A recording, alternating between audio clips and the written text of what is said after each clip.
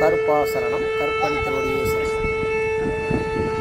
இந்தியாவில் தான் நதிகளை தாயாகவும்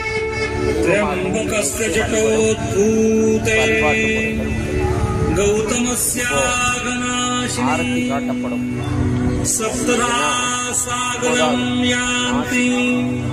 गोदावरी नमोस्तुते गोदावरी नमोस्तुते गोदावरी नमो